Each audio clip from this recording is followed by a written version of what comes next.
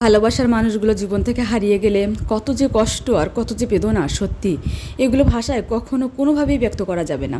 ছোট ছোট রিল দিয়েছিলাম, তোমরা অনেকেই কমেন্ট করেছো, দিদি ভাই কী হয়েছে, এত আয়োজন কেন? তখন আমি না কমেন্টের উত্তর ধরে আরেকটা ভিডিও করব এরকম ভাষাটুকু আমার জানা ছিল না। আমার না শুধু কষ্টে আর কান্নায় বুক ভরে যাচ্ছিল আর চোখ ভরে যাচ্ছিল, চোখ দিয়ে জ্বর ঝরছিল।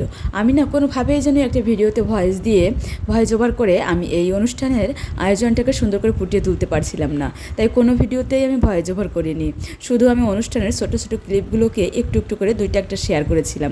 যাই হোক, তখনকার ঘটনাগুলো আসলে কি হয়েছিল আজকের ভিডিওতে আমি বলবো। জন্ম নিলেই মানুষের মৃত্যু অবধারিত, কথাটা নিশ্চিত, কিন্তু ভালোবাসার তেমনই আরেকটা অপর নাম হচ্ছে দাদু। যারা ছোটোবেলায় দাদুকে হারিয়েছ তারা তো দাদুর ভালোবাসা কাকে বলে বোঝো না। আমরা তো এখন পর্যন্ত, এত দিন পর্যন্ত দাদুর ভালোবাসা কেমন হয় জানি, বুঝি। আমি না দাদুকে হারিয়ে একদম যেন ভেঙে পড়েছি ভীষণভাবে। ভালোবাসার আরও কয়েকটা যদি নাম হয়, সেটা হচ্ছে মা, বাবা আর দাদু। এছাড়া আমার মনে হয় কি খুব কাছের বলতে আর কেউ হয় না। তাদের ভিতর থেকে আমি হারিয়ে ফেলেছি আমার দাদুকে, আমার বাবাকে। জীবিত আছে শুধু আমার মা। সবার কাছে একটাই প্রার্থনা, আমার মা যতদিন বাঁচে যেন সুস্থভাবে বাঁচে, আর আমার মায়ের যেন প্রত্যেকটা আদেশ অনুরোধ আমরা মাথা পেতে মেনে নিতে পারি। বাবা ছিল খুব ধর্মপ্রাণ একজন মানুষ। ছোটোবেলা থেকে মানুষের সাথে কিভাবে মিশতে হয়, উঠতে হয়, মানুষকে কতটা ভালোবাসতে হয়, সেগুলো আমরা শিখেছি মানুষের কাছ থেকে। কখনো কারো প্রতি হিংসা, কারো প্রতি বিদ্বেষ, অহংকার এগুলো আমাদের ভিতরে নেই। আমাদের যত টাকা হবে মানুষের প্রতি ভালোবাসা ততই বাড়বে, এরকম মনে হয়। আমার বাবাও ঠিক এরকমই ছিল। সেই আদর্শেই আমরা বড় হয়েছি, দুটো বোন। সেই আদর্শেই আমরা এখনও আছি। আর দাদু আমাদেরকে অনেক ভালোবাসা শিখিয়েছে, মানুষকে কিভাবে ভালোবাসতে হয়, তারপরে মানুষকে আপনজনদের কিভাবে আপ্যায়ন করতে হয়, সবটাই শিখেছি। আমার দাদু ছোটোবেলায় ছিল অনেক শখের একজন মানুষ, শৌখিন একজন মানুষ।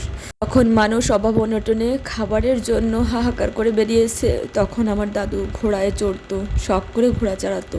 আমার দাদু গ্রামের একজন ভালোই নামী মানুষ ছিল। অভাব একটা সময়ে এসে হঠাৎ করে অভাবে পড়ে, তখন আমরা অভাবটাও খুব কাছ থেকে দেখেছি। তারপরেও আমার দাদু আমাদের ভালোবাসতে কিন্তু এক মিনিটও ভুলে যায় নাই। এত অভাবের ভিতর কিভাবে একজন নাতিপুতিকে এতটা ভালোবাসতে পারে, পরিবারের সবাইকে এত যত্ন করে বড় করতে পারে, সত্যি খুব কাছ থেকে না হলে আমরা বুঝতাম না। আমরা ছোটোবেলা থেকেই দেখে এসেছি দাদুকে, আর এই পর্যন্তই দেখেছি। আজ হারিয়ে গিয়েছে দাদু। দাদু আমাদের মাঝে নেই। এখন আর মনে হয় না যে মামা বাড়ি কখনো কোনো দিন যাওয়া হবে। আমার মা মাসিরা 5 জন, আমার মা ছিল বড়। আমার মাকে প্রত্যেকটা তার কাকারা এত ভালোবাসতো, কাকিমারাও অনেক ভালোবাসতো। সে ছিল বড়। তারপরে হচ্ছে নাতিপুতির ভিতরে বড় হলে আমি, যেহেতু আমার মা বড় সেই সূত্রে আমিই বড়। আমাকেও এত ভালোবাসতো, এখনও সবাই অনেক অনেক ভালোবাসে। দাদুরা যখন সবাই ছিল তখন মামা বাড়ি গেলে সবাই মাথায় করে সেই স্ট্যান্ড থেকে নিয়ে আসতো যে মীরা এসেছে, মীরা এসেছে। সেই মাসিরাও দৌড়ে চলে যেত। এত ভালোবাসতো সবাই, আর কোনো ঘরে মনে হয় না যে কোনো দিন খায়নি। সবার ঘরে ঘরে আমাদের নিমন্ত্রণ করে খাইয়েছে, পিঠা, পায়েস, পুলি। আমি কি খাবো, কী খেতে পছন্দ করি, সবাই আমার কাছে জিজ্ঞাসা করেছে, মীরা তুই কী খাবি? মানে আমি যে খাবারটা খাবো সবাই সেই খাবারটাই বানানোর জন্য ব্যস্ত হয়ে পড়ে।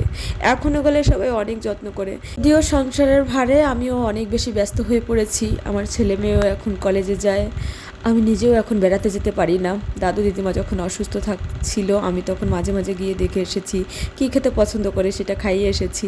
এই পর্যন্ত তাদেরকে ভালোবাসতে পেরেছি। দাদু দিদিমাও বয়সের ভারে আমাদের বাসায় এসে থাকতে চেত না, কারণ তারা বড় হয়ে গিয়েছিল, তাই তারা আসতে চাইতো না। যাই হোক, অনুষ্ঠান শেষে এই পর্যন্ত। এইটা হচ্ছে আমার দিদিমাও অনেক বয়সের ভারে আছে।